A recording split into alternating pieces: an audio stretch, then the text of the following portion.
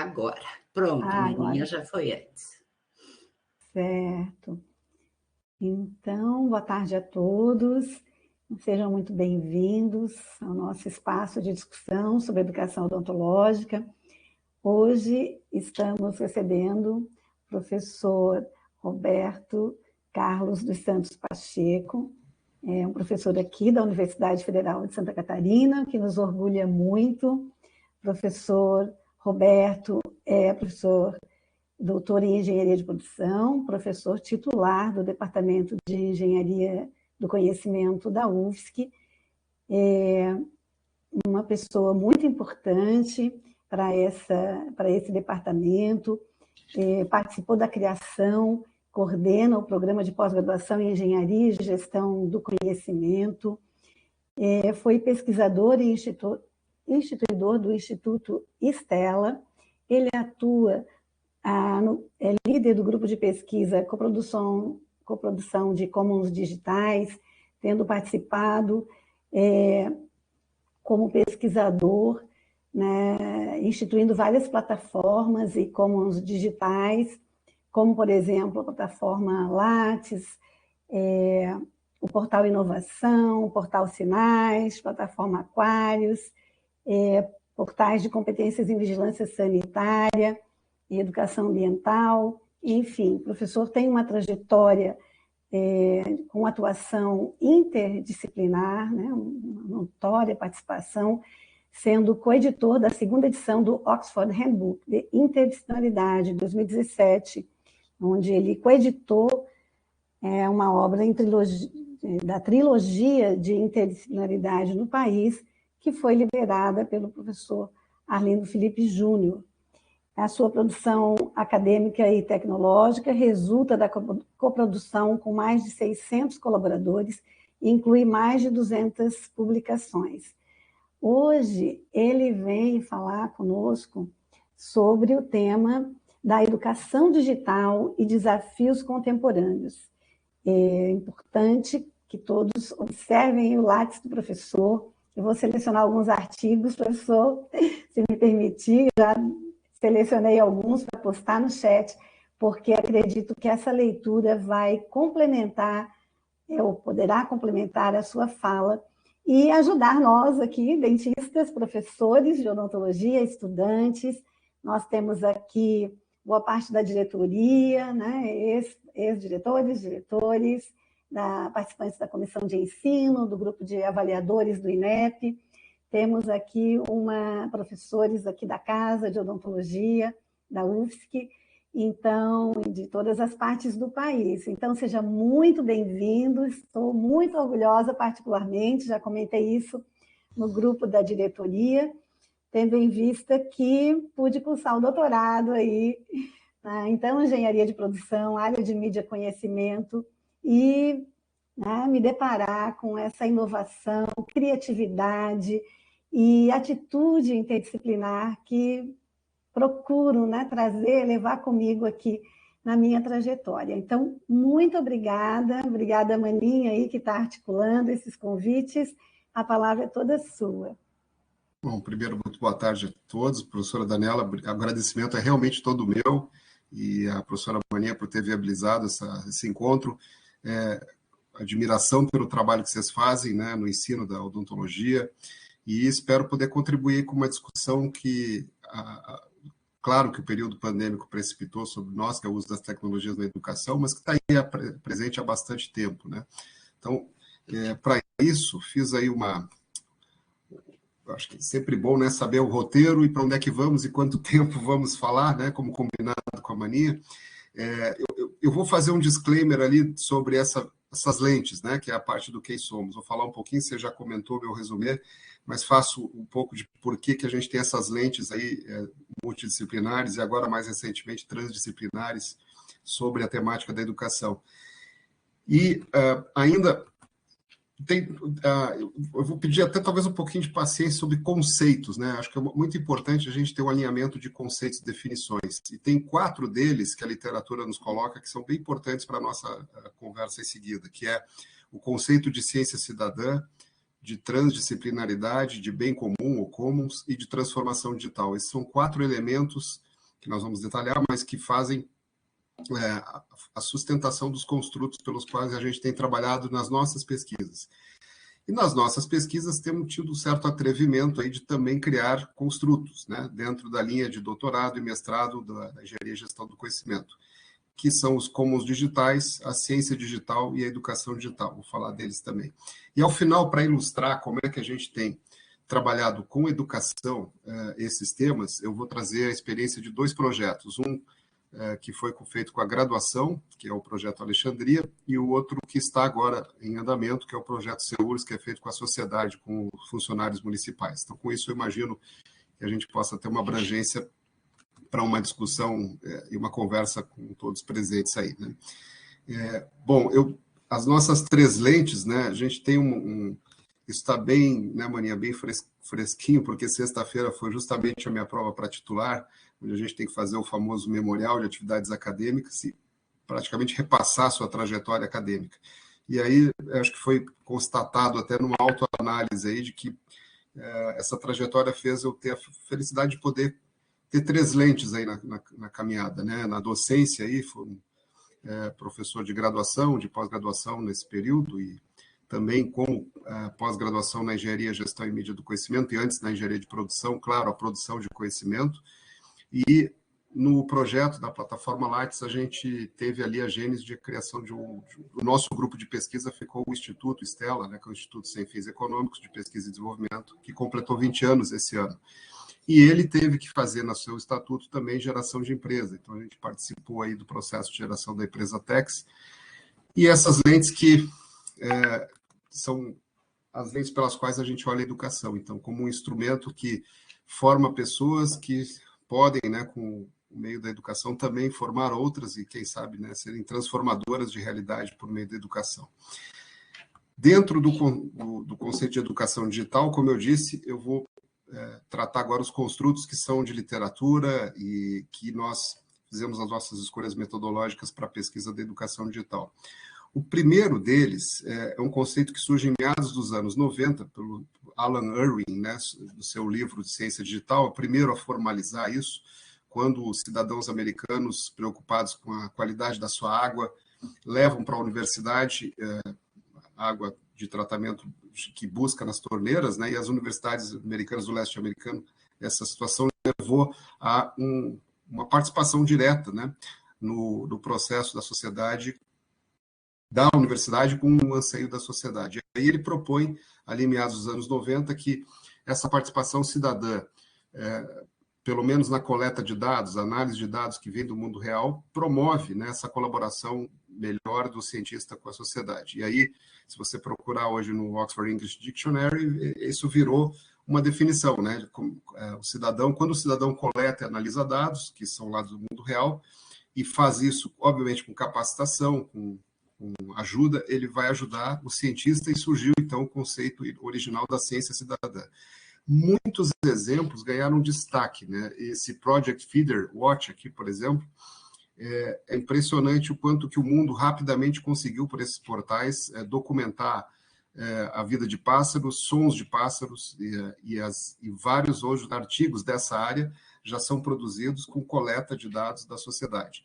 E há esse portal, o Science Starter, aí, que já registra milhares de projetos construídos da sociedade americana, com as universidades americanas, a partir da relação direta com a sociedade. Então, assim, o primeiro vetor assim, de transformação que vai bater na educação é que a produção de conhecimento está cada vez mais próxima da sociedade, que é convidada a ajudar o processo de pesquisa.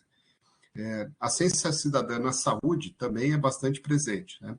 Então, a gente tem o European Citizen Science Association, que já coloca, então, é uma área já de pesquisa e de instrumentalização, né?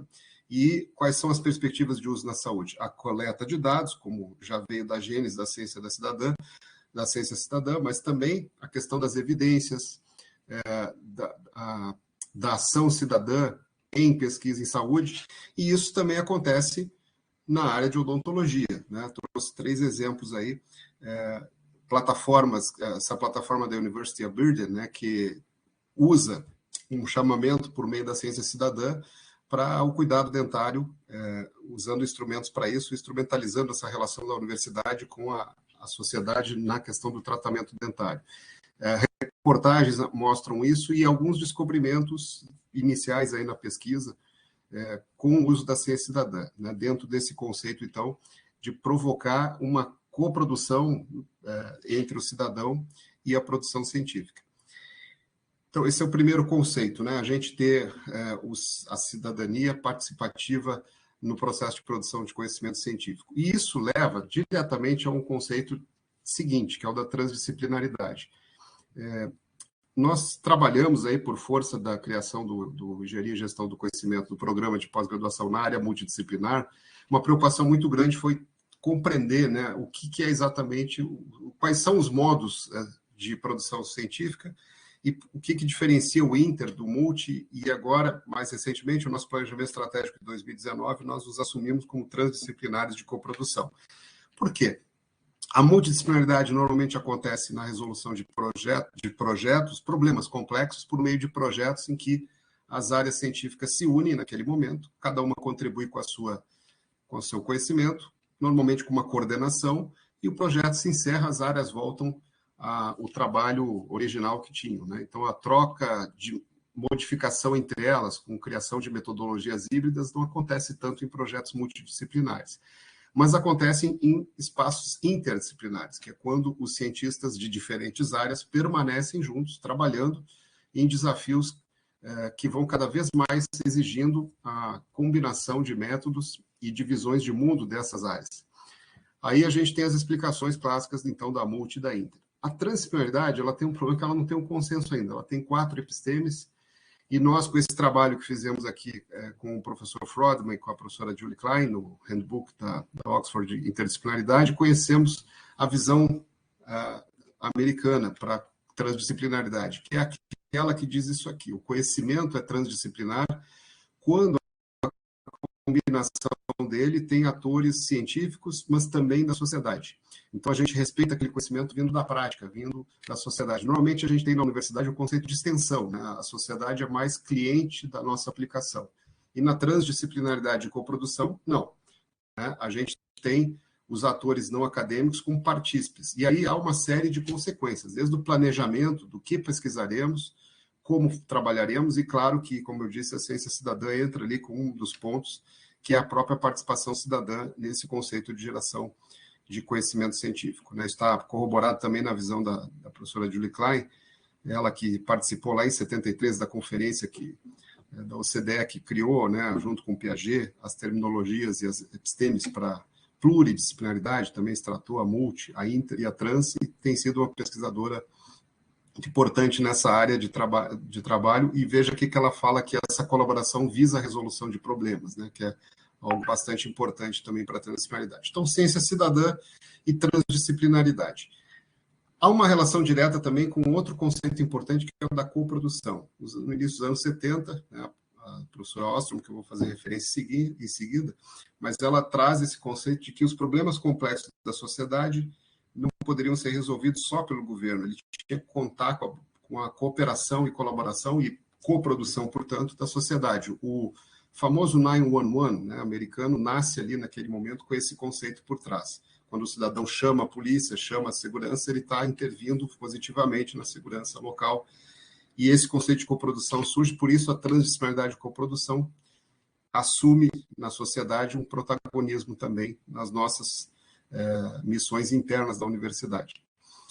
O terceiro conceito que eu trago para reflexão é exatamente na sequência da coprodução. Também foi cunhado não por Ostrom, porque no final dos anos 60 o Guardian publicou um artigo chamado A Tragédia dos Commons, né, em que dizia que nós, humanidade, estávamos fadados a não ter sustentabilidade. Por quê? Nós temos os interesses individuais sobrepujando os interesses coletivos e, portanto, iríamos consumir os recursos naturais até se esgotarem. E aí, algumas políticas eram recomendadas a partir daí, como controle de natalidade governamental, intervenção governamental para controlar esse ímpeto individualista que nós teríamos, né?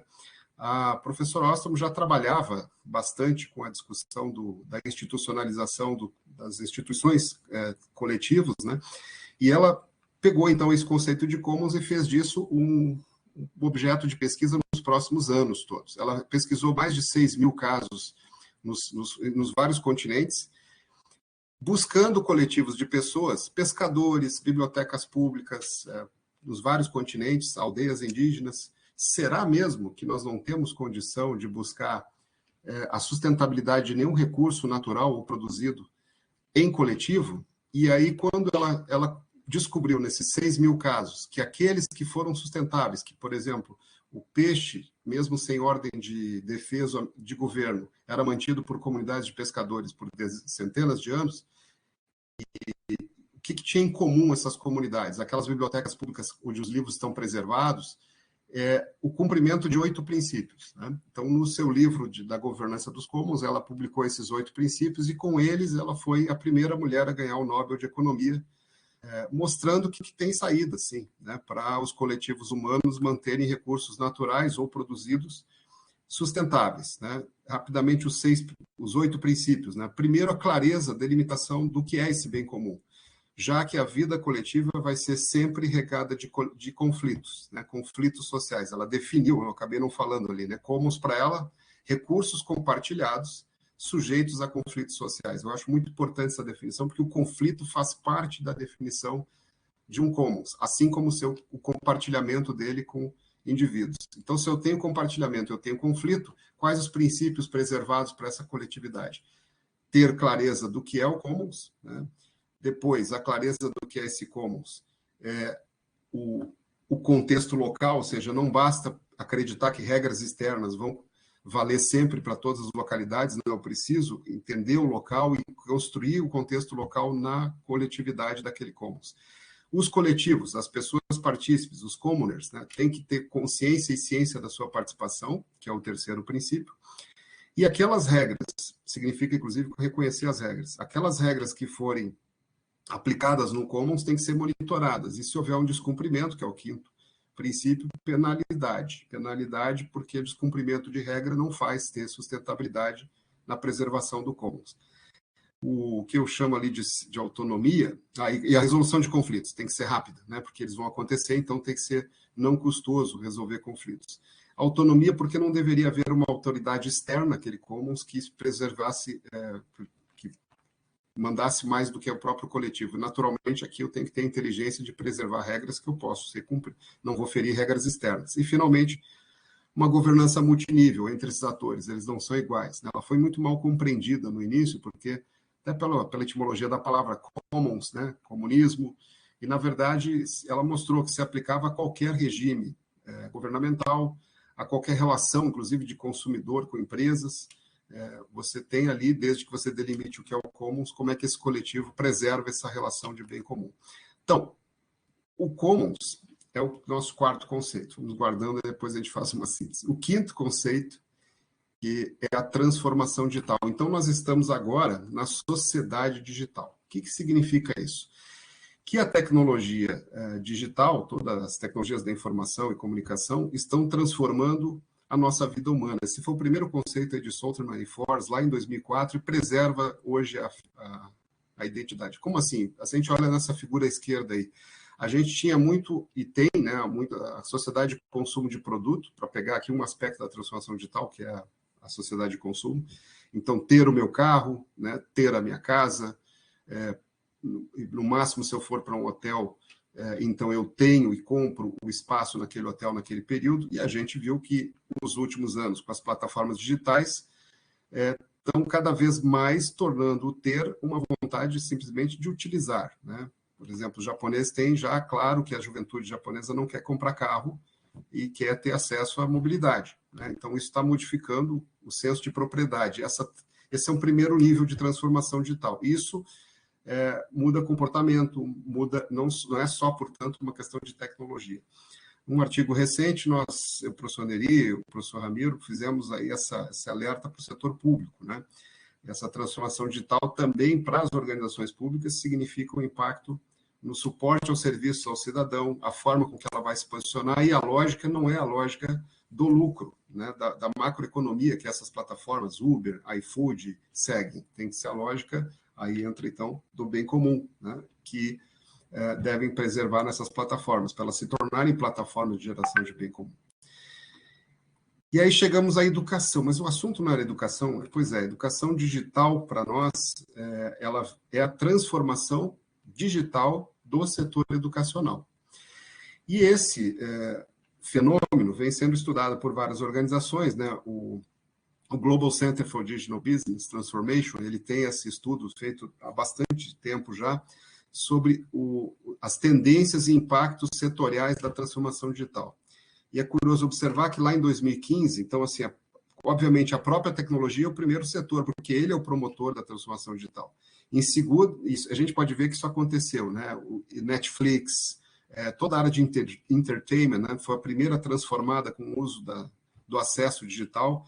Em seguida, os serviços, né, e a questão dos serviços financeiros, o uso dos fintechs. Então, naquele momento, a educação era vista como o sexto setor a ser impactado pela transformação digital.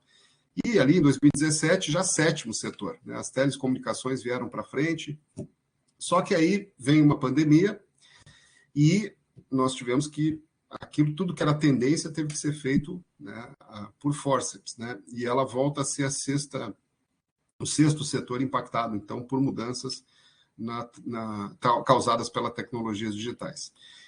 Então, uma pausa aqui, né? Então, nós vemos ciência cidadã, transdisciplinaridade, né, como sendo duas faces da mesma moeda, quer dizer, a sociedade ajudando a produção de conhecimento, mas vimos também o conceito de commons, né, como bem comum, como diferencial para a gente ter a transformação digital no setor público gerando bem comum. Então, nas nossas pesquisas, a gente tem trazido essa literatura para um contexto de visão de mundo mesmo, né? Primeiro, a preocupação com a coprodução do que seja sustentável. Portanto, e o que é sustentável? O bem comum. Esses dois eixos aí nessa figura. Então, coprodução, entendendo sempre que a gente vai ter múltiplos setores, sociedade, academia, governo, empresas, diferentes naturezas institucionais, diferentes áreas do conhecimento, na questão da interdisciplinaridade. Então, essa diversidade está presente, portanto, a coprodução é a palavra de ordem, né? Não só produção. Valores virtuosos. Por quê? Né? Eu posso ter transformação digital, eu posso ter engajamento, mas não por virtuosidade. Exemplo, fake news. Né? Então, como é que eu preservo virtuosidade para essa sustentabilidade ser virtuosa? E reconhecendo que eu vou ter complexidade, que os sistemas são técnicos sociais, são difíceis, toma tempo.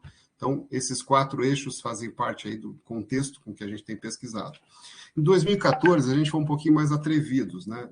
Houve um edital do CNPq, que era o Instituto Nacional de Ciência e Tecnologia, e aí essa literatura nós compilamos numa proposição de termo. Ele já tem outras autorias, né? Mas a nossa é essa aqui de Digital Commons. Então, o que é? Já tinha ocorrido em 2007, eu não disse antes, mas a professora Ostrom ganhou o seu Nobel em 2009, né? Ela faleceu, infelizmente, em 2012. 2 anos antes do Nobel, ela já tinha trabalhado com Charlotte Hess entendendo o conhecimento e a internet e as plataformas digitais também, para ver se esse fenômeno dos 8 princípios também vale para o compartilhamento no mundo digital, não só no mundo real, né? No mundo dos recursos naturais ou produzidos pelo ser humano. E, a partir dali, a gente parte, então, desse conceito de que o recurso baseado em conhecimento, que é compartilhado por meio de uma plataforma, e tem esse compartilhamento, a equidade, a coprodução e a sustentabilidade, é um commons, né? E a base disso é a base de definição de conhecimento e do próprio commons e dos ativos intangíveis. Mas o que interessa é olhar o seguinte, então, qual que é o objetivo? Olhar as plataformas digitais como produtoras de bem comum, né? Quando elas são instrumentos, ou elas mesmas como bem comum. Vários os exemplos, né? Se a gente pensar na Wikipedia, né, que se transformou num grande bem comum para a humanidade, em que todos, habilitados dentro de um sistema de governança coletiva, colocam conteúdos. A própria internet foi o primeiro estudo dela, como, né, vamos trabalhar quem vai legislar na internet, enfim. E aí, o Creative Commons é o que surgiu ali em 2003 como não só um espaço de reconhecimento de que as plataformas digitais são commons, como também regulação da propriedade intelectual dentro desses espaços digitais. E aí, quando a gente olha essa área, a gente vê que ela começa a ganhar sobrenomes, né? os commons educacionais, os commons científicos, os commons de informação, de inovação, de saúde. Ou seja, em que setor eu vou aplicar esse conceito de bem comum e para que coletivo de pessoas? São vários exemplos, eu cito aqui o Sermo, né, para a área de saúde, que é talvez hoje a maior plataforma digital de médicos, né? São milhares de médicos que têm, por credenciamento e segurança, de saberem que estão no ambiente de colegas, onde lá são discutidas questões clínicas, e o bem comum, portanto, é a discussão e a troca de informações e conhecimento no setor médico. Ali o Eco Patent Commons é uma iniciativa das indústrias americanas de troca, de abertura, na verdade, de patentes daquilo que causa, que pode ser bom para o meio ambiente, e as empresas trocam gratuitamente o que descobriram quando tem impacto positivo no meio ambiente dentro desse espaço do Eco Patent. Future Law, outra organização que trabalha bastante também com advogados na troca de conhecimentos sobre melhoria na lei, e assim, né, são muitos os exemplos cada vez maiores. Nós, em 2017, também fizemos aqui uma proposição, né? Então, que esse espaço de commons, será que ele acontece, como ele está acontecendo na produção de conhecimento científico? Então, nós já sabíamos naquele momento da transdisciplinaridade, mas seria só isso que está acontecendo? E ali, naquele momento, via-se dois termos para os americanos. A transformação digital na ciência tinha base na cyber infrastructure, ou seja, a infraestrutura cibernética para produzir ciência, enquanto que os europeus usavam o termo e-science, né? Assim como o governo eletrônico tinha ciência eletrônica. Nesse trabalho aqui de 2017, nós reunimos a literatura da ciência cidadã, da transdisciplinaridade, as tendências, o que ela propõe. Na literatura americana, o que é, então, que se estuda com cyber infrastructure, que é mais a estrutura de meios para produzir a ciência em coletivos, e na europeia, que era seu impacto, né, que é a ciência no mundo digital produzida com outros meios.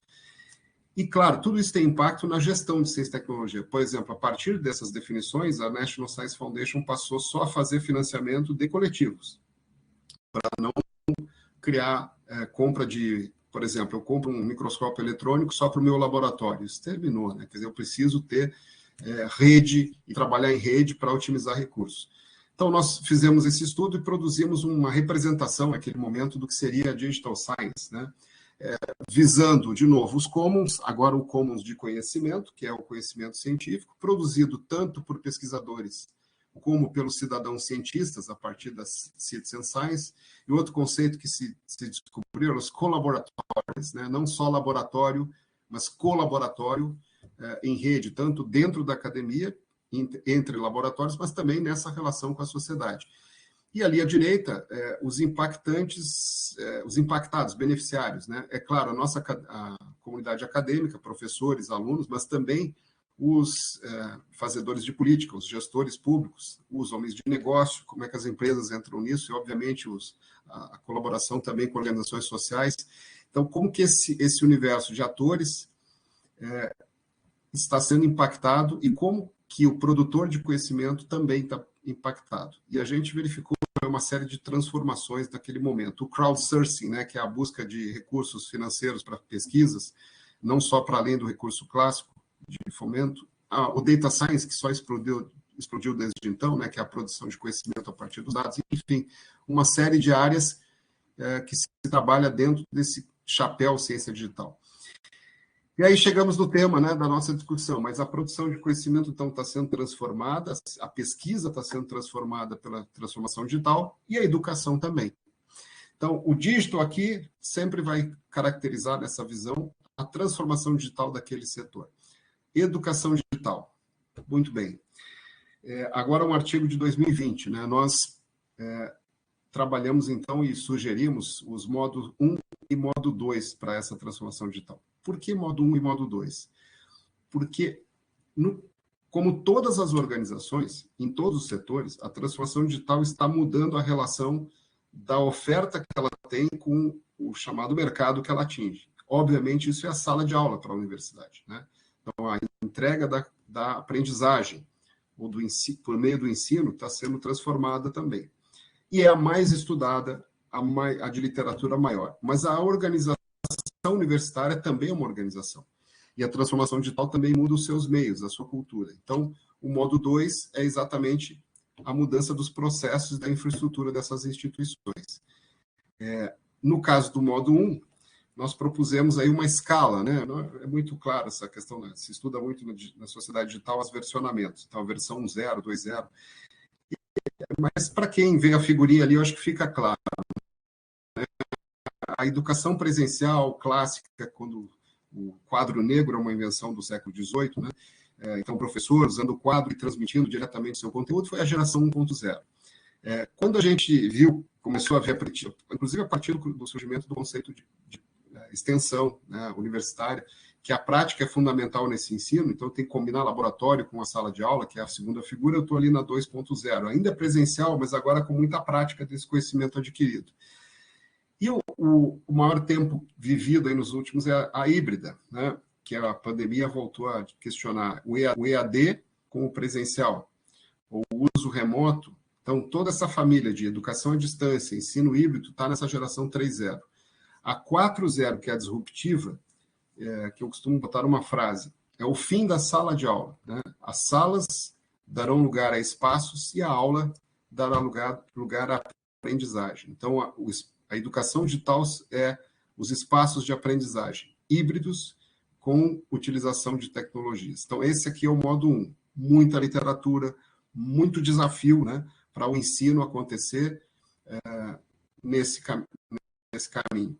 Dentro da área digital, e a gente trabalha nesse artigo com isso, né, eu preciso, de um lado, ter letramento digital, preciso saber atuar nessa sociedade digital, né, preciso ter habilidades e competências no mundo digital, esses que os nativos, e não raro, né, a gente é ensinado pelos mais jovens que já estão nativos nesse letramento, mas nós temos que nos converter, temos que aprender a ter esse senso digital e criar essa competência digital.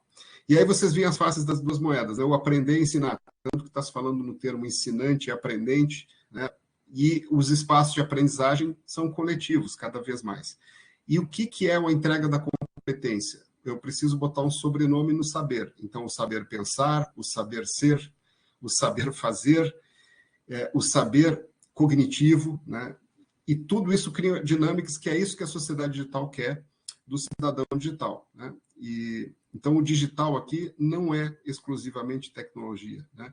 Ele fala da sociedade que vivemos e das competências que precisam ser adquiridas. Então, veja o quanto que aumenta a pressão, claro, para quem ensina, né? Não é mais como lá no modelo 1.0, o meu conteúdo entregue para um grupo de alunos e depois as provas para ver se esse conteúdo chegou. Dentro da universidade, das organizações de ensino, o modo 2, que é como ela então, uma organização se prepara. Quando isso não acontece, em todos os setores, né? Quando eu só coloco a tecnologia, eu não faço transformação digital, eu faço digitalização. Eu pego os processos que eu já tinha, como eu sempre trabalhei, de forma analógica, e agora faço no computador, eu faço por meio das tecnologias digitais. Isso não é transformação digital, é digitalização. Agora, se eu quero responder a uma transformação de demanda, a demanda pelo meu ensino não é mais a mesma, eu preciso fazer a transformação digital da minha organização. E ela passa por cultura, por processos, por governança, por relações dentro e fora, inclusive com o governo, com o Ministério da Educação, entre universidades, quando eu tenho que trabalhar em rede, e com certeza pela internacionalização, porque o mundo está cada vez menor, né? E eu preciso não fazer só para o meu local. E ali vocês veem, então, os temas que a gente abordou no modo 2 como desafios para o gestor universitário, para o gestor da instituição de ensino. Então, Maninha, até aqui, eu não sei se vocês fazem um diálogo no meio, ou eu concluo e a gente conversa ao final, esqueci de perguntar isso, mas fico à vontade aí para, né, uma paralisação, uma conversa, se vocês acharem melhor, porque aqui eu irei agora para exemplos, né, para projetos que nós temos desenvolvidos com base nesses conceitos. Fica ao critério de quem está aí, se quiser fazer alguma pergunta. Eu vou fazer, então, uma pergunta. Eu estava digitando uma longa pergunta ali para você, mas eu já vou adiantar, então. Você fez o comentário aí dos nativos digitais, né? Que os nativos digitais seriam, em teoria, muito preparados e que a gente, inclusive, faz uso deles, né? Eu faço muito uso de filho, né, para aprender coisa, de aluno, etc. Mas a sensação que às vezes eu tenho, Roberto, que isso é simplificar muitas coisas. E vou te colocar o contraponto, um dos contrapontos na área da saúde, né, que é a questão da segurança de dados em saúde, né, já que nós estamos aqui falando da área da saúde. Então, um exemplo simples, a gente vê muita gente compartilhando imagens de procedimentos, de pacientes aí nas plataformas digitais. E isso, a mim, parece uma falta de formação mesmo, né? Onde estão esses professores que não orientaram esses profissionais, né, sobre os riscos, por exemplo, de fazer esse tipo de compartilhamento? Se a gente for um pouquinho mais longe, você certamente deve conhecer os conceitos de inteligência digital, né, o framework lá do DEQ Institute, por exemplo. Muitos países já têm trabalhado, né, com o letramento digital lá no ensino fundamental, e eu vejo que a gente está muito longe disso. Então, eu queria assim, que você fizesse um contraponto nesse sentido, porque parece assim, eu não preciso fazer nada porque os nativos digitais estão aí, eles já sabem tudo. E eu tenho dúvidas a esse respeito. Então, eu queria que você comentasse um pouquinho sobre isso. Não, perfeito, claro. Eu fiz um comentário en passant que ficou incompleto, que é assim, o que eu me referi ali é a convivência geracional, né? Não tanto ao letramento digital, que é uma demanda para todas elas, né? Agora, existe, você sabe bem, os refratários, né? E é difícil encontrar alguém que nasceu de 2000 para cá refratário ao uso de tecnologias digitais. O refratário vai ter muito mais dificuldade ainda de entender o conceito de letramento. Os convertidos, né? Que aí eu acho que nós estamos nessa categoria, né? Nós tivemos que, por força de trabalho profissional, nos converter a isso. E esses dois grupos, né, pelo menos esses dois, podem ser estratificados em outras formas, convivem.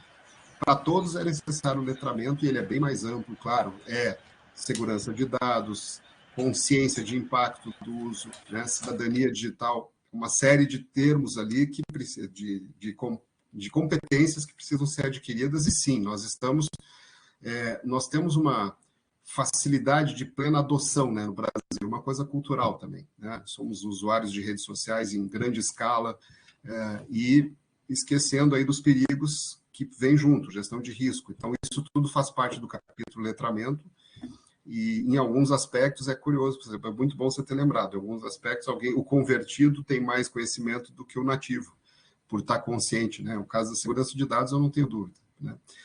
Então, isso, o professor Dilvo foi cumprimentado aqui, eu não poderia deixar de cumprimentar também. Esse posso seguir, então, com os dois exemplos, eu acho que a gente abre para... Pode, tá? Pode. Então, talvez para aterrizar isso, né, porque a gente falou bastante dos construtos, mas eu vou falar de dois projetos na área educacional que nós fomos desafiados, um deles já concluído e o outro em andamento, né? Então, o primeiro veio... do ecossistema de Florianópolis, aí, liderado pelo Sapiens Park, pela Fundação CERT e também pelo Sistema Fiesc, e o EGC, no caso, né, o nosso Programa de Engenharia e Gestão do Conhecimento, foi procurado com o seguinte desafio: como é que a gente demonstra aqui para empresas e para jovens graduandos que a universidade pode oferecer uma capacitação baseada em competência no seguinte sentido: entrega já no processo de formação em graduação, algo que impacte o ecossistema de empresas da cidade. Mas por quê? Né? Nós detalhamos por que isso está acontecendo, qual que é exatamente o anseio. Nós estamos insatisfeitos com a formação da graduação? Sim, né? Foi a resposta sincera desse ecossistema, né? Tanto em quantidade, né? Que a gente é sabido em todos os lugares a falta de capital humano especializado para a área de tecnologia, mas também em forma, né? E também numa preocupação crescente, que é a desmotivação dos estudantes. Aliás, essa semana saiu uma pesquisa sobre especificamente estudantes de pós-graduação, né? 80% deles no Brasil desmotivados, né? Sem perspectiva de futuro, doutorado e mestrado, a gente sabe o impacto que é esse tipo de sentimento, né? Então, isso já havia aqui nesse momento, uma sensação em relação a aos estudantes de graduação, e é o que podíamos fazer, então, essa sociedade digital entendida aqui como um momento de disrupção, e esse jovem da graduação, na visão, então, de quem nos procura, não entregando o máximo de si e nem um resultado visível na demanda que o ecossistema tem. O que nós fizemos a partir daí? Montamos um projeto chamado Projeto Alexandria, foi montado a 3 setores, né? Então, no setor empresarial, além da Fiesc, que já estava conosco naquela partida, foram procuradas empresas, vocês veem a Flex, né? A Softplan, a Nelway, e também as organizações do Sistema S, para ver o seguinte: vocês topariam a gente desenhar um programa, então, em contraturno, né? Com os jovens de diferentes cursos de graduação, com desafios claros que o setor empresarial tem, um deles na área de sustentabilidade e o outro na área de inovação. Vocês topariam patrocinar essas equipes, né? O EGC junto com o departamento de design dentro da oferta acadêmica e a Fundação CERT fazendo a gestão disso. Então, nós criamos o Programa Alexandria com esta missão, né? Fazer com... e também muito importante a EJ, as EJs e a Federação das Empresas Júniores, que foi, claro, né, a gente foi procurar o perfil de estudante de graduação cujo trabalho em contraturno para atender um desafio do setor empresarial está mais próximo da sua realidade de aprendizagem. Então, foram 19 EJs, tanto de UDESC quanto de USC, que foram trazidas para esse desafio. E montamos uma trilha de aprendizagem baseada na economia da experiência. O que é isso? Olha, essas empresas júnior, né, que estão ali listadas, ali do CTC, por exemplo, foram várias, né, do CSE também, Ação Júnior, vários centros. Aqui, o que tem aqui? A multidisciplinaridade. Então, alunos de diferentes áreas da universidade. Montaram equipes e cada equipe recebeu 2 desafios.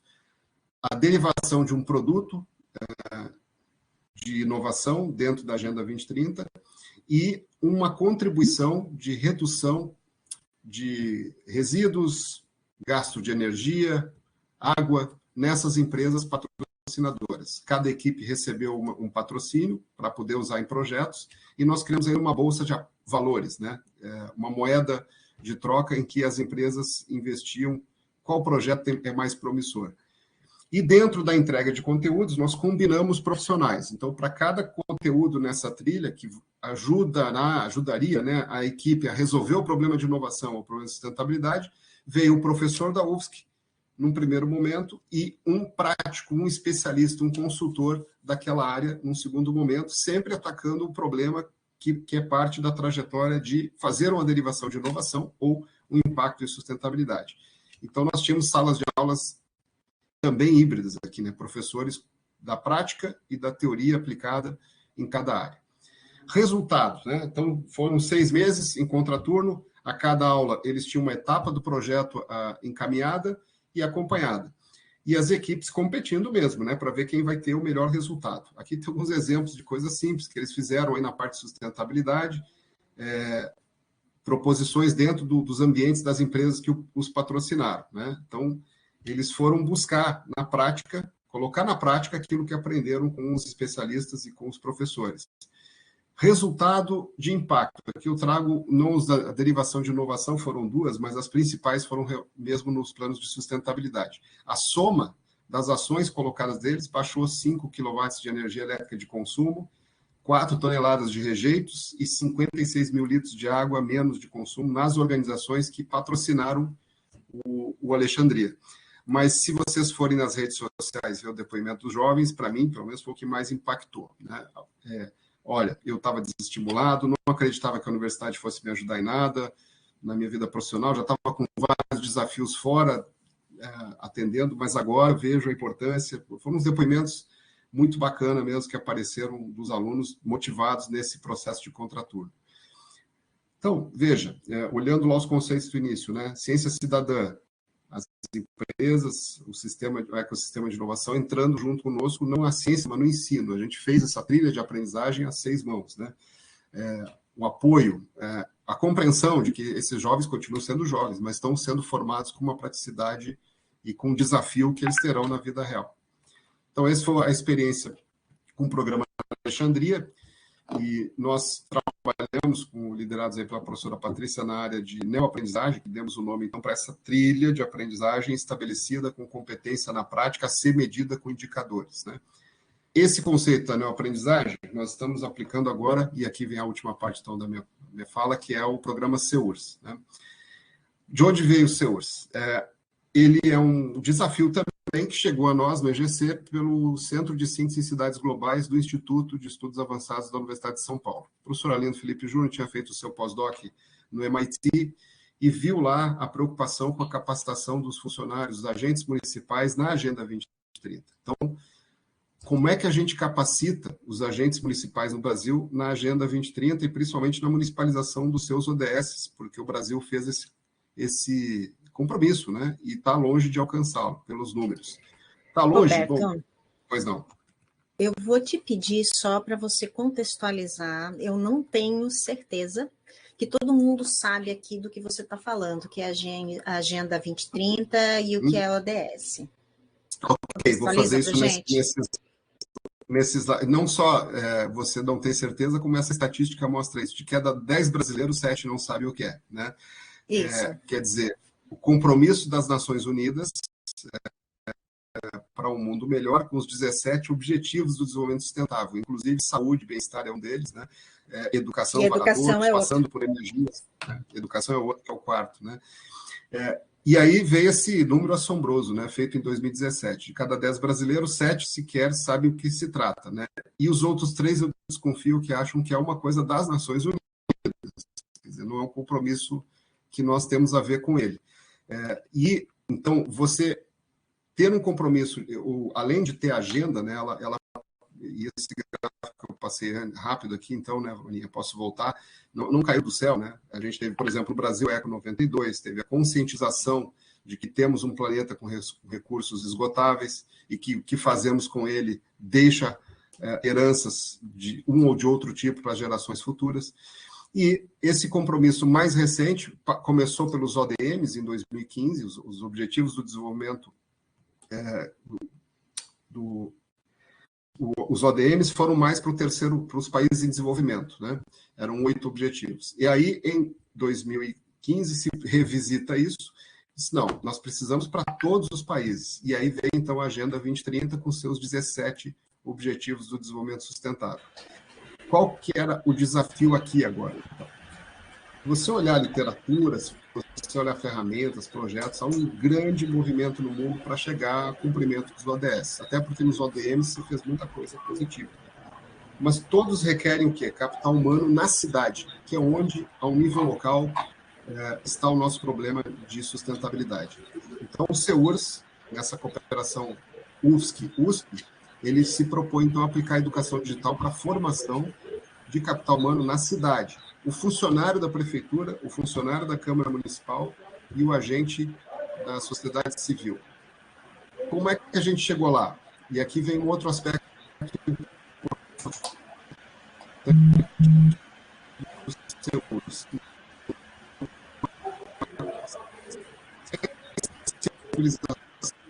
Roberto, eu acho que a tua...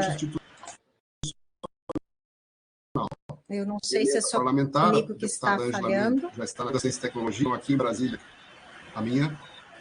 Voltou. Roberto, voltou agora. Eu acho que a tua rede deu uma oscilada. Nós tivemos a queda da tua apresentação e uma falha na voz, tá? Se você puder retomar um pouquinho. Não estamos vendo o seu slide no momento. É a rede do hotel aqui. E eu vi... Enquanto o professor retoma a sua apresentação, eu acho importante comentar que essa discussão, né, essa pauta da Agenda 2030 começou a ser discutida no âmbito do ensino odontológico pela Associação Europeia, agora há pouco tempo. Então, já temos algum movimento nesse sentido no âmbito da nossa atuação. Perfeito. E exatamente, eu acho que voltou agora, né? Então, a internet do hotel aqui teve uma estabilidade. Então, então, falava dos SEURs como desafio, então, a capacitação dos funcionários municipais e dos agentes de sociedade civil nas cidades brasileiras.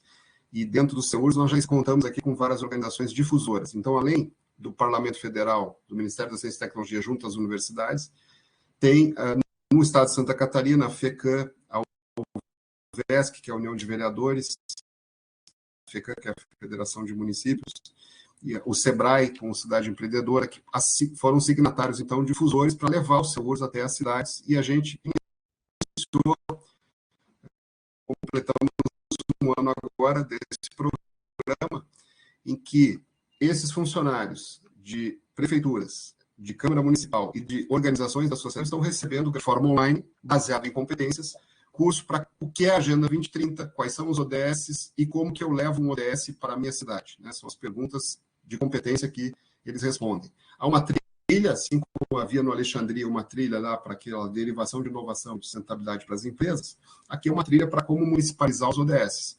Então, nós temos que reconhecer a cidade como bem comum de todos nós, temos que saber que se os setores executivo e sociedade civil não trabalharem juntos, não resolve o problema da sustentabilidade. E aí veio uma novidade que a gente, uma escolha que nós fizemos metodológica, que ao invés de fazer top-down, né, as Nações Unidas dizem que você pode pegar a Agenda 2030 e fazer teu plano diretor municipal baseado nela. Nós fizemos diferente, né, que é a outra opção que ela dá. Pegue o que já acontece na cidade e faça reconhecer essa iniciativa como uma iniciativa para a sustentabilidade e promova ela a condição de projeto, por meio da profissionalização. E é isso que é feito aqui. Então, os grupos, primeiro, identificam o que já acontece na cidade, na área social, na área ambiental, na área socioeconômica, identificam a iniciativa e, com a ajuda do curso, né, transforma essa iniciativa num projeto. O que é preciso fazer para ela ganhar sustentabilidade, equipe, acordos e, finalmente, num programa. Como é que a cidade, a prefeitura, o plano diretor municipal, a LOA, passam a incentivar essa ação, se é que já não existem programas financiados em que a iniciativa pode se conectar. Esse aprendizado acontece dentro dos SEURs. Nós estamos encerrando o primeiro ciclo de cursos, né, com isso. E, para isso, nós tivemos que fazer um livro, né, sobre a municipalização, esse conceito materializado, para que eles possam compreender, baseado no PDCA, portanto, melhor a gente aprender, né, com um projeto e desafio, esse tipo de desafio aqui. E aí eles passam um ciclo do PDCA, está nessa obra desse livro, e construímos uma plataforma também, chamada Plataforma SEURS, que é onde os cursos são ofertados. Então, aqui entra a educação digital clara, né? Quer dizer, a gente pega a trilha de aprendizagem pensada, programa os conteúdos, mas cria também a experiência da aprendizagem. Há vídeos de entrevista, há desafios, há uma base de casos, com mais de 100 casos no mundo, para eles olharem de como é que acontece a municipalização. E a nossa felicidade, já passamos dos 1.000 agentes municipais certificados no curso individual, e estamos fechando do conurbado, São José e Florianópolis, já com o aprendizado da municipalização. E, para isso, a gente criou o ED, né? Eu acho que tem muito a ver com o nosso assunto, é o Educação Digital. Então, há um ciclo, né? Qualquer que seja o conteúdo que é possível colocar um desafio na forma de um projeto, nós fazemos um plano de aprendizagem. Produzimos com equipe multidisciplinar esse conteúdo, onde entra várias formas de acessar esse conteúdo. Entrevistas, vídeo, leitura, na forma de objetos de aprendizagem, e aí a gente confere, ao longo dessa jornada, por meio de avaliação, a oferta do curso. Nós tivemos recentemente na Universidade das Nações Unidas, no centro de EGOV, que fica em Guimarães, né, em Portugal, chamou muito a atenção deles esse trabalho, porque nós certificamos a equipe, né? Então, o certificado que é dado, a equipe está certificada e o indivíduo também. São 2 certificados, onde a equipe faz a autoavaliação de performance e ela verifica se está entregando o projeto de municipalização em si. Não é uma consultoria, né, mas é esse senso de realidade de aplicação do conhecimento, que é o que a gente procura na neoaprendizagem, que é você realmente ter a sensação de que sai dali com uma competência, né, não só com conhecimento introdutório. Eu vou fechando aqui para a gente conversar um pouquinho, né? O que a gente aprendeu dessa jornada até aqui, compartilhando com vocês na questão específica da educação? Primeiro, essa urgência, né, de reconhecer que a transformação digital na educação ela se dá numa dupla face, né? Na face mais visível, que a gente sente todo dia, que é utilizar a tecnologia para um melhor ensino e uma melhor aprendizagem, um melhor ensino, uma melhor aprendizagem, que a gente chama aqui da demanda, né? Ou seja, a sociedade digital nos pede esse ensino diferenciado, que não faça os alunos dormirem em sala de aula, né?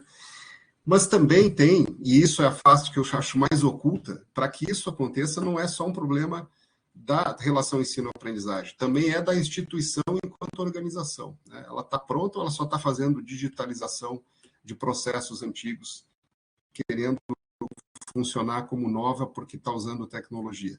E essa face, para falar agora de nossos professores, quando ela não é reconhecida, ela põe toda a pressão em cima do professor. Então, como se nós fôssemos aí fazer a diferença sós, né? Professores e professoras. Eu dou o exemplo agora dessa lei dessa determinação do Ministério da Educação, que já tem algum tempo, dos 20% da extensão, né? Então, se previu aqui em Brasília que a gente colocando um número e que todos os cursos de universitários tendo extensão, nós vamos melhorar a capacidade de gerar competência dos alunos. E aí, o que a gente está vendo na prática? Professor, o senhor dá cálculo 1? Sim. Como é que o senhor vai fazer com os 20% da extensão na sua disciplina? Como? Né? Quer dizer, passou lotado, né? Pela estrutura. Não é a organização que está se pensando em ter, além do estágio, além de um trabalho de conclusão, um espaço para extensão dentro da aprendizagem. O que vai acontecer com os créditos? Não, o professor dentro da sala ele resolve lá e eu boto os 20% na disciplina. É claro que não é isso, né? Não é assim que a extensão deveria acontecer. Então, essa pressão que cai no docente também, eu vejo que esse é um ponto, para mim, muito preocupante, né? Eu acho que a vida... Outro dia a gente assistiu um vídeo aí chamado Anti-Aluno, feito pelos alunos do ensino médio do Colégio Aplicação, né? Mostrando toda a pressão que eles sentem de prova, um vídeo muito interessante, tem no YouTube, quem quiser procurar, Anti-Aluno, né, produzido por os alunos do ensino médio do Colégio de Aplicação. Só que eu estava lá e daí falei, olha, daqui a pouco a gente tem que fazer o anti-professor também, o anti-escola também, porque eu entendo essa angústia, ela é natural até da idade, né? A gente já passou pela adolescência, sabe das pressões, mas o fato é que nós precisamos procurar não o anti, o co, né? Ou a gente imagina uma sociedade sem escola, né? Sem ensino. Então, como é que ela faz para enfrentar esses desafios, que eu acho que é o momento que a gente está.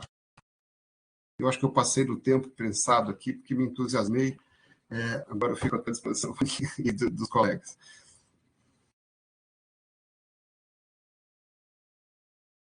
Perfeito, professor. Excelente apresentação. Tenho certeza que muitos dos que estão aqui, né, estão fazendo o paralelo de toda essa sua experiência com a experiência pessoal, né? E Maninha fez um comentário antes da gente passar para algumas perguntas, né? De como essa abordagem seria aplicável se pensarmos nas necessidades locais em saúde bucal. Quanto esse conceito, né, de commons, e o quanto isso poderia qualificar a extensão na área da saúde. Foi exatamente quando o senhor fez, né, esse comentário de como chegou a extensão em uma grande parte das instituições, e não é diferente, muda o endereço, né? Mas a situação acaba sendo a mesma. E enquanto se falava no início da questão dos nativos digitais, né, e dos convertidos, eu até tive que colocar um kkk, né, no chat, porque convertidos é bem isso que nós somos mesmo, né, convertidos na marra, na necessidade. Eu gostaria de lhe ouvir a respeito da seguinte contradição, que pelo menos foi a minha experiência na universidade.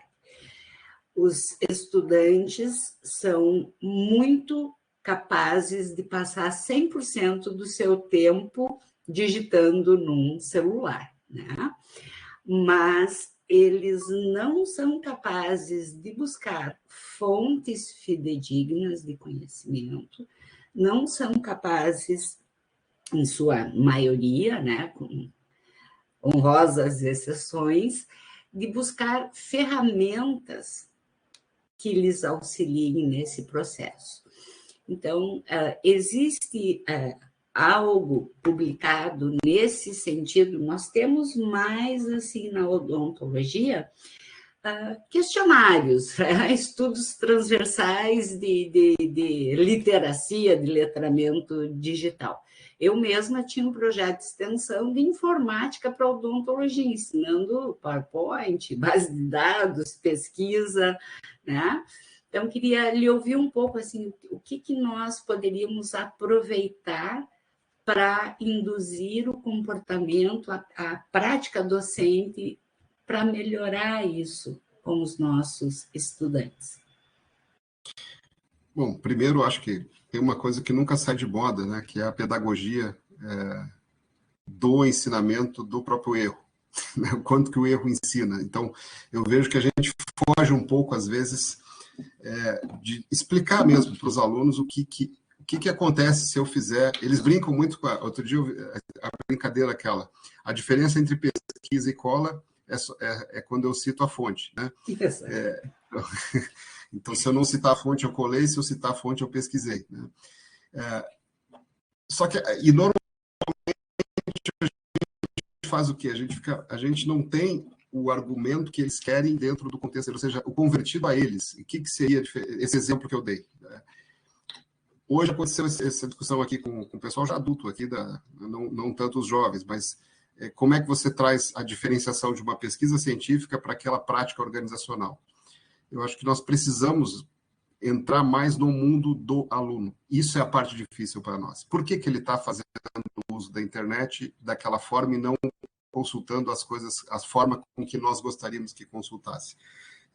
Eu acho que se a gente puder utilizar esses instrumentos, e por isso a gente tem que fazer a modificação do nosso plano de ensino, dos nossos instrumentos. Então, faça uma pesquisa e eu aproveitar sabendo que ele está olhando fake news, sabendo que ele está olhando uma fonte não confiável, e comparar com o colega que achou uma e dizer, olha aqui, ó, o impacto das duas.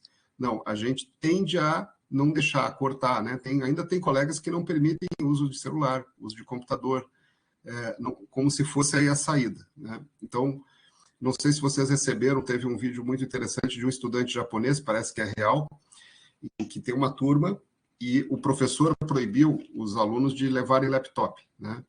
E aí, quando começa a aula, ele pega uma máquina de escrever, ele bota uma folha de papel e ele começa a datilografar. Claro que faz um barulho danado, né? Mas eu acho emblemático do que eu quis dizer agora, né?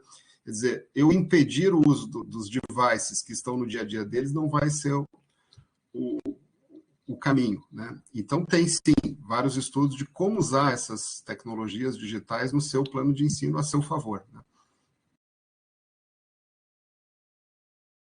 Certo.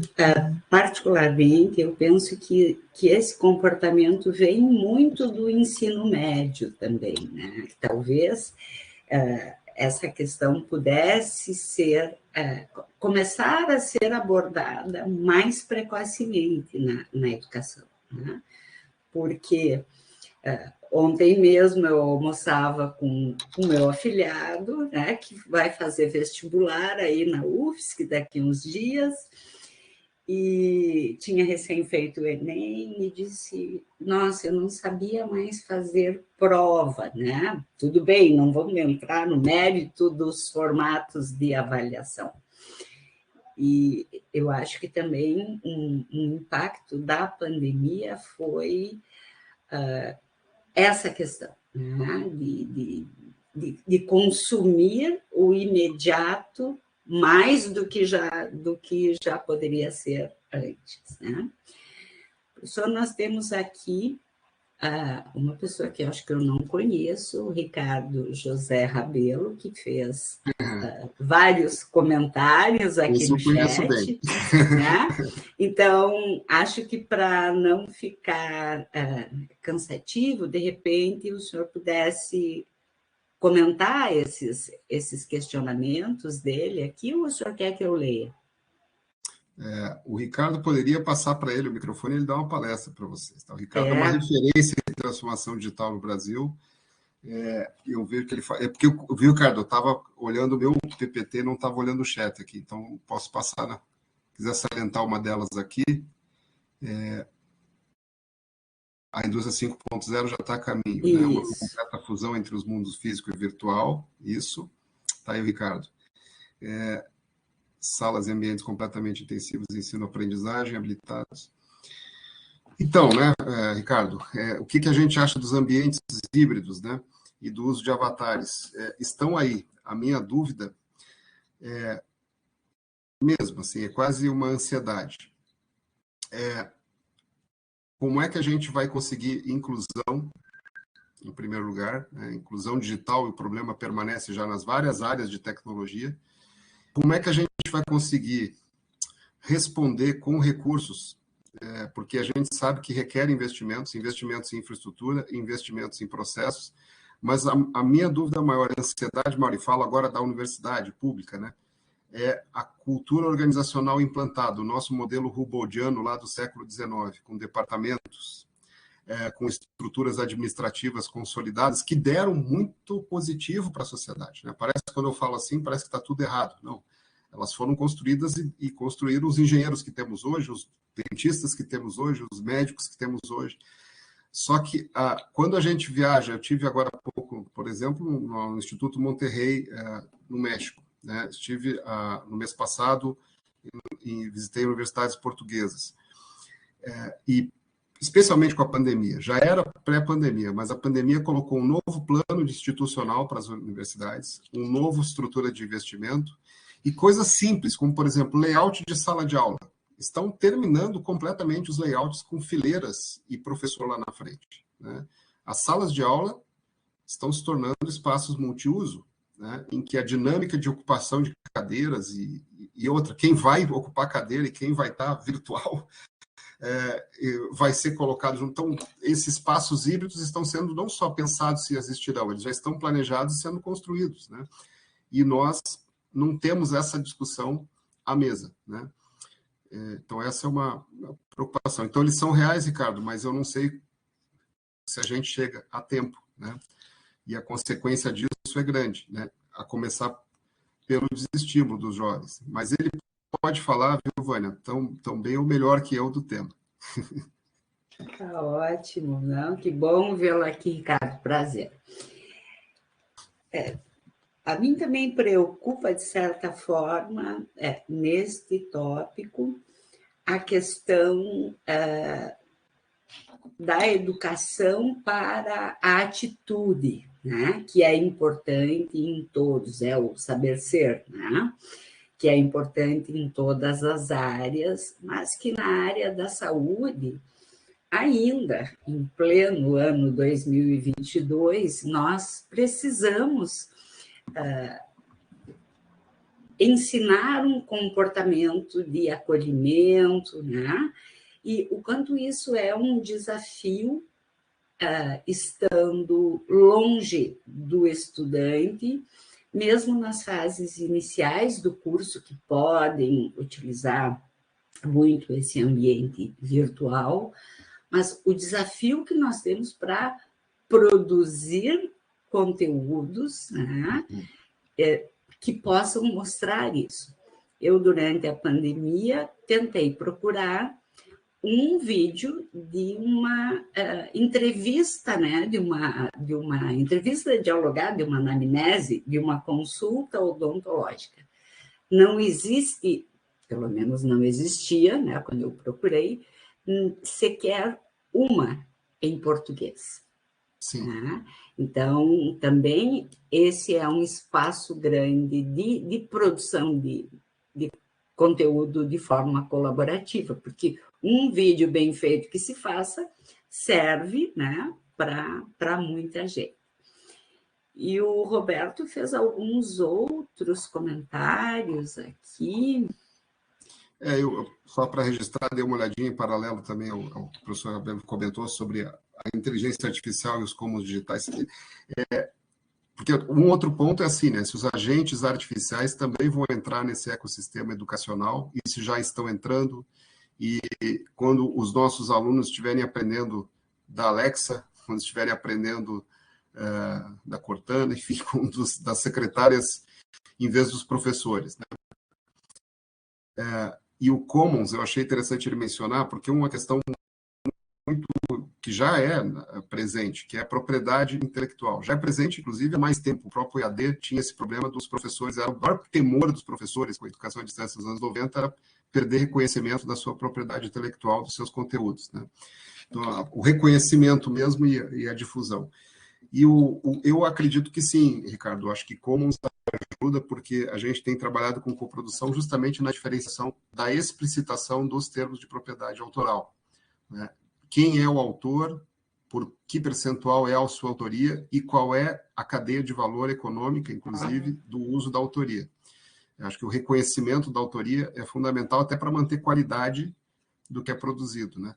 Agora, mas aí, mas aí se são os próprios softwares, as próprias máquinas que estão produzindo esse dado, esse conhecimento, como é que fica essa questão? Primeiro a separação, isso, da origem, né?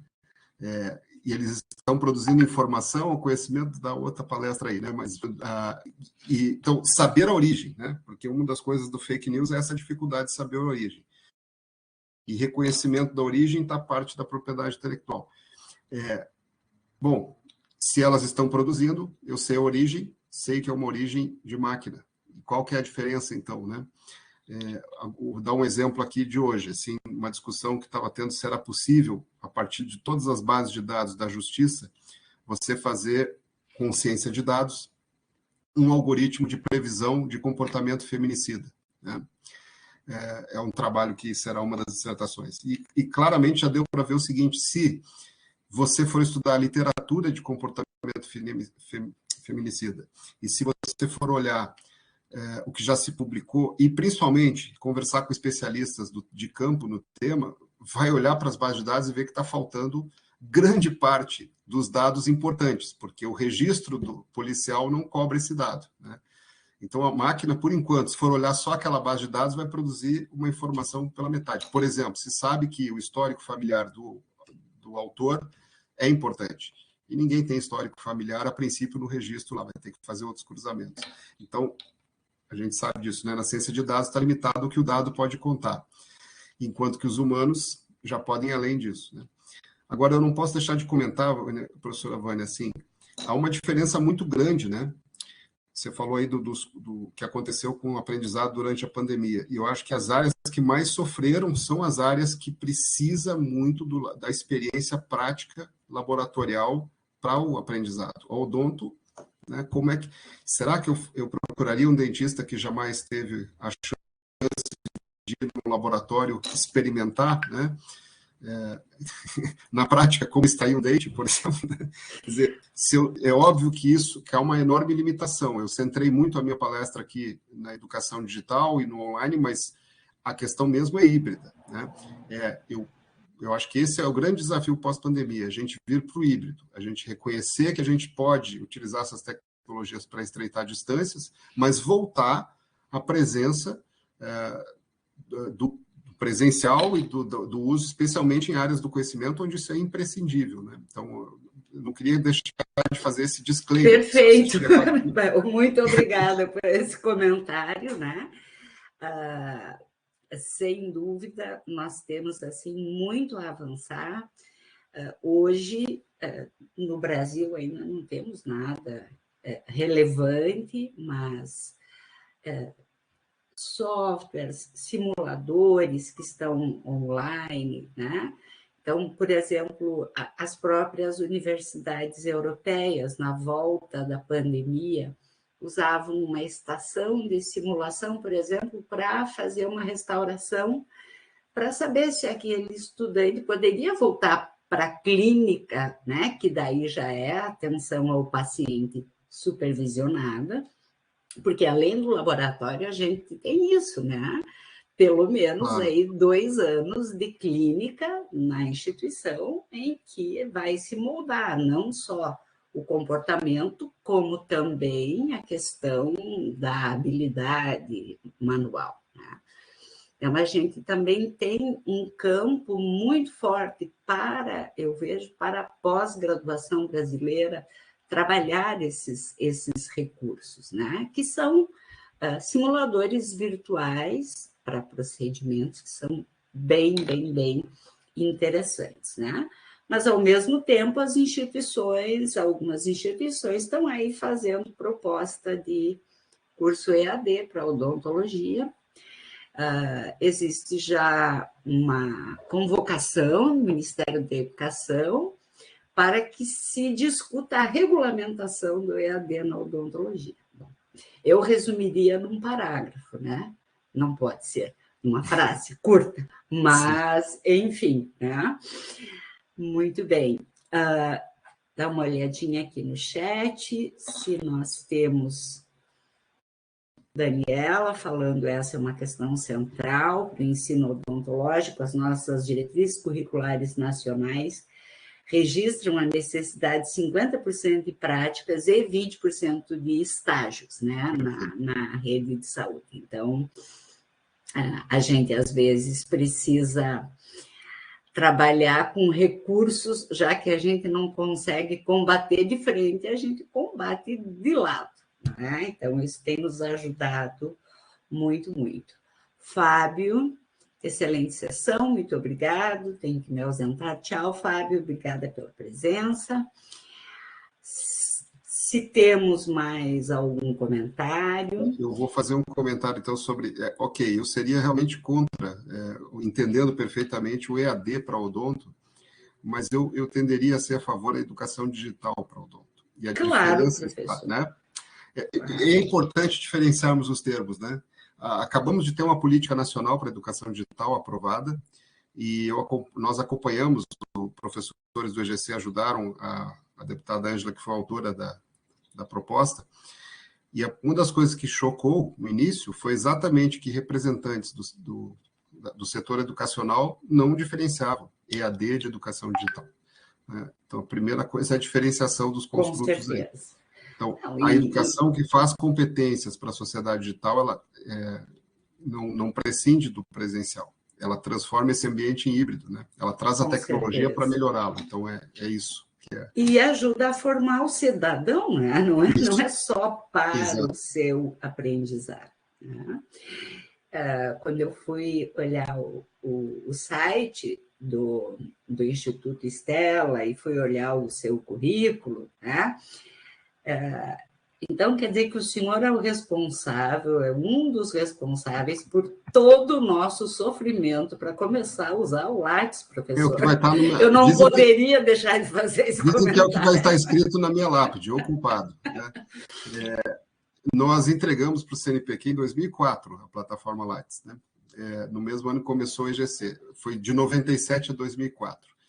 Nós tínhamos feito, então, Stella era o nome de um sistema de secretaria, né, virtual, e era o grupo Stella, daí ali a gente ajudou o CNPq e a CAPES ali a integrarem os sistemas e propôs o que era a plataforma Agedos, lançamos a plataforma Lattes, levamos a 11 países e transferimos a tecnologia para o CNPq em 2004. Inclusive, a parte de interface que existe agora, nós não desenvolvemos, foi o próprio CNPq que desenvolveu. Não, professor, foi maldade, porque antes do Lattes tinha o BCUR, que funcionava, eu acho, ainda em sistema operacional DOS. Aquilo sim era para quebrar o computador, né? E o formulário 68 que antecedeu o BCUR, né? O BCUR foi... O Brasil tinha, se ela permite um número assim, em 10 anos antes, com o BCUR e formulário 68, coletado 10 mil currículos, 40 mil currículos, né? E aí, com o Lattes, ali, em menos de um ano, esse número 40 mil já era 60 mil. E, claro, daí veio a internet e hoje nós estamos em mais de 7 milhões, né? Mas continua sendo a maior base mundial de currículo autoalimentado, né, com todas as dimensões de análise. Isso aí dá para o país, né, uma série de potencial de análise que nem se fala. Então, com certeza. Nós temos ferramentas espetaculares que estão sendo subutilizadas em investigação, né? Porque o próprio sistema de avaliação do ensino superior, né, os próprios sinais, os próprios exames aí de avaliação de estudantes, né, que a gente tem poucos pesquisadores ainda trabalhando com isso. Maria Regina, tudo bom? Ela está incluindo aqui, está acreditando no metaverso para substituir as atividades práticas em laboratório. Graças a Deus, eu já estou aposentada, certo? Maria Regina. Porque aí esse desafio, né, professor? Esse desafio que a medicina... Foi bom ela falar nisso. Eu, de fato, não mencionei o metaverso como uma próxima promessa, e essa, de fato, né, aí vamos para o mundo 3D, e de fato, é bem lembrado. Acho que aí pode se começar a chegar, pelo menos, a promessa, né? Para ter a virtualização daquilo que exige praticidade e convivência social direta. O professor Dilma tinha entrado aqui antes, e já que falamos do Lattes, ele, na gestão dele no INEP, foi quando a plataforma Lattes se tornou obrigatória também para a graduação, né? Sim. E o INEP fez, então, uma plataforma para 17 mil avaliadores da educação superior, que até então eram menos de 2 mil, um trabalho bem bacana também. Quando eu conheci o professor Dil, e trabalhamos, e ele recebeu um prêmio do Banco Mundial por conta da inovação também feita na sua gestão. Com certeza. Maria Regina disse que fez a primeira cirurgia no metaverso. Maria Regina, depois tu não nos conta a tua experiência. Né? Exato. Muito bem. Vamos ver se temos mais algum comentário.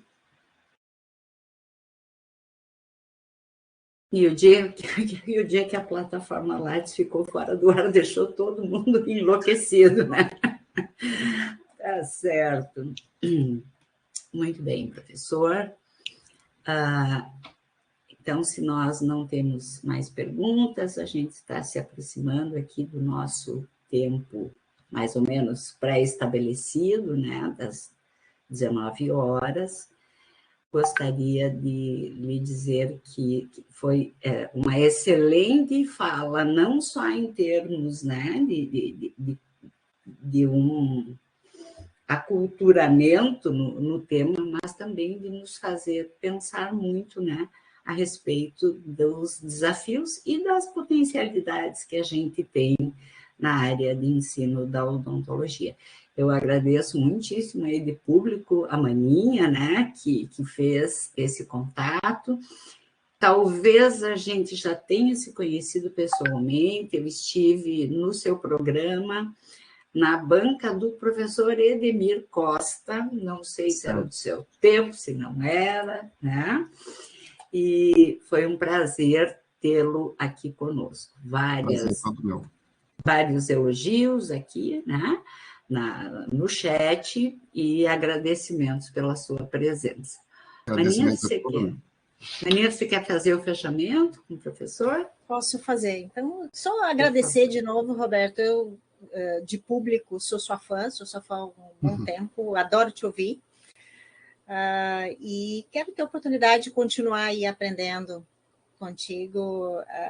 Essa interface é uma interface ainda bastante difícil para a gente que é da área da saúde, né? Eu acabo transitando muito ali no centro tecnológico também, por diversos motivos, e quem sabe você não pode aí nos ajudar um pouco, e cada vez mais, né, a colocar a odontologia um pouco mais alerta para vários desses processos, né? Para a gente é muito difícil isso, viu, Roberto? Eu vou ter que bom que você autorizou a gente a gravar, porque eu vou ter que voltar lá e, de novo, sedimentar os próprios conceitos. Muito obrigada pela tua disponibilidade. Imagina, eu que agradeço e continuo à disposição de vocês, e parabenizo aí eu acho que todas as áreas de ensino, tendo grupos de trabalho assim, ajuda a gente a ir mais rápido para frente, né? Um abraço grande. Sim. Obrigada. Tchau. Obrigada, professora. Até mais. Pessoal, quem não fez o registro da presença ainda, aproveite, eu vou deixar mais uns minutinhos aqui, né? E vou parar a gravação.